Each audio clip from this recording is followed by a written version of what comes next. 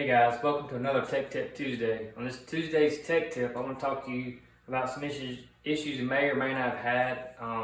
If you're doing performance and you're just trying to get the most out of your car, this is something you may run into in the future, and that's simply ignition. So there's two things that we've run into over this past season that we had to work through. We switched to fuel tank over the winter break, as most of you know, and there's a couple things that were causing some issues. And the first one was when I would put my laptop on the car, hook it up, and say I'm warming up the car and I want to look at the fuel, maybe do some adjustments. I was having trouble because the laptop would get on and off. It wouldn't stay connected to the ECU. Well, the simple resolution to that was simply spark plugs. You may say, well, how does a spark plug affect your laptop kicking on and off? And it's simply interference. So the plug we always ran with is 5671A-9 NGK plug. It's a plug we've always used. My family's always used them in the racing they've done. I had it in my Super Comp dragster. I've always run in Blitzkrieg, but we was having this laptop issue. And so we tried something. We switched to a resistor plug. It's also an NGK plug. It's a BKR9EIX. It's basically the same plug, except for it has a resistor built in it. The main thing you're going to see between these two plugs is the 5671A-9 has the old school thick electrode in it. And this electrode is just your common day electrode in your spark plugs. But the BKR9EIX has a smaller tip electrode and it has a resistor built inside. And that resistor is helping with the interference. So basically it's collecting the interference that the ignition system is making and not allow it to pass through the ignition system. So by switching to this plug, it allowed us to look at our laptop while it's idling, make some adjustments. If I'm working on two-step, I don't have to cut the car off, make an adjustment, crank back up. And that's basically what I was doing. Even if I want to do a fuel adjustment, I cut the car off, find the tables that I want to change them, crank the car up, see if it works. But with this plug here, the more modern plug, it allowed us to keep the car running, make adjustments. I can be on there for 10, 15 minutes, whatever it takes, make the adjustments and not have any issues. So that was something I wanted to share with you guys, which is a simple spark plug. Now I will tell you this, the 5671A-9 makes a better spark as far as how it performs spark. If you had this hooked to a machine where you could turn the ignition system on, it'll actually have sparks coming all around the circle. So it'll be like a full moon effect of spark, which is awesome for, firing that fuel you're running, whether it's gasoline, methanol, whatever. It's just got an explosive personality. Whereas this smaller resistor tip, it basically just looks like a lightning bolt. It's just one solid line of spark. And then also the higher the RPM, the higher ignition, this plug tends to get very hot to the touch, where the 5671A-9 will stay cool to touch, other than just the temperature of the engine.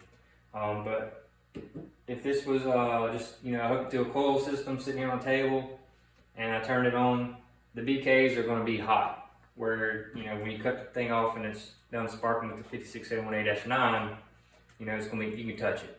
So that's kind of a difference there.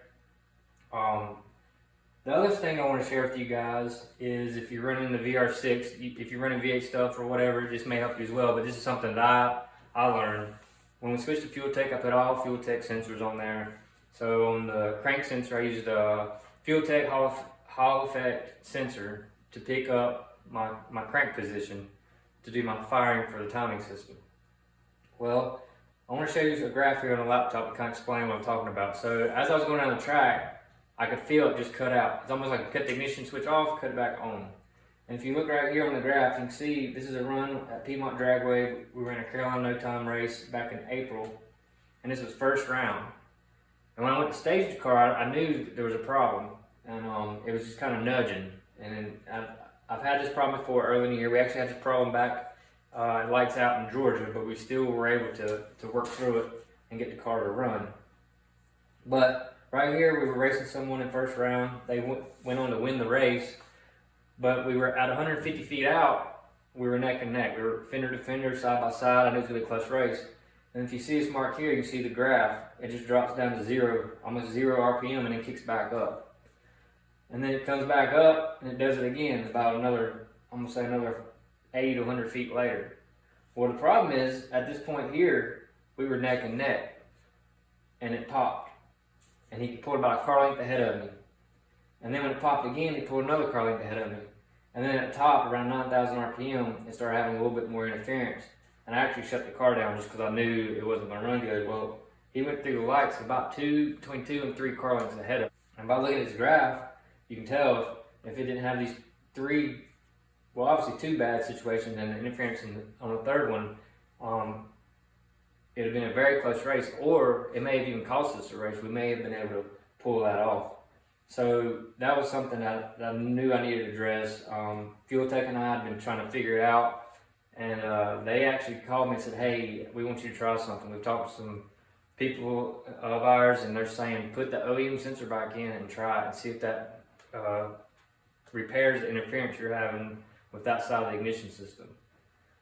So I put the OEM sensor in, hooked it back up, rewired it, and this interference has gone away. So what I'm trying to tell you guys, if you have some interference issues, first try the spark plugs, because that's an easy fix. You know, go down to the parts house, get some different plugs, and just try them, and just see if that helps. And then if there's you're having an issue and you've changed plug, you've tried that, maybe see what sensors you have. Is it an old sensor? Is it a sensor that, like I did, I bought a brand new Fuel Tech sensor, but it just wasn't working. Do you maybe go back to OEM and just try it? So these are some things I'd like for you guys to just remember as you progress and try to get these performance advantages, whether it be the Volkswagen vr6 or the LS's or the Ford motors, whatever engine it is. You know, just think through these things. A lot of times we're so enthralled and engrossed in trying to make these cars run fast that we overlook these little changes that we can make very easily. So simply as, you know, fixing 2 wires and putting in a new sensor, or pulling some spark plugs and put some different plugs in it. So I hope this helps you guys for this week's Tech Tip Tuesday. Just put it back in your memory bank, and always remember, if you have an ignition issue, try the simple things first, and then just backtrack from there and see if that'll help you out. Again, I appreciate you guys just commenting and just asking questions and having that interaction with us. I really enjoy it. If you would, invite your friends to like our pages and follow us. I've got some big news coming up here in a few weeks. Probably some things that are in the works, and I'd really like to share it with all you guys when that time comes. Just like, share, leave your comments. If you got any questions about the car that we can share with you, or maybe something we can teach you on, just write it down in the comments below, and I'll just continue to do these every week, and I appreciate it. Till next time, we'll see you.